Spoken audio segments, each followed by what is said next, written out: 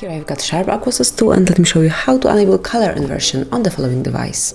So at first let's open the settings, then find and select other settings and go to the accessibility settings, almost the last icon. Then scroll down a bit and here under color correction you will notice color inversion. Simply click on this icon to enable it. So as you can see, from now on your display is black and all the letters, all the content is white.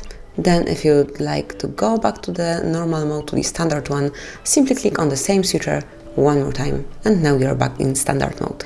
So that's it. This is how you can quickly change your mode to the dark mode, to the inverted one. Thank you for watching. Please subscribe our channel and leave the thumbs up.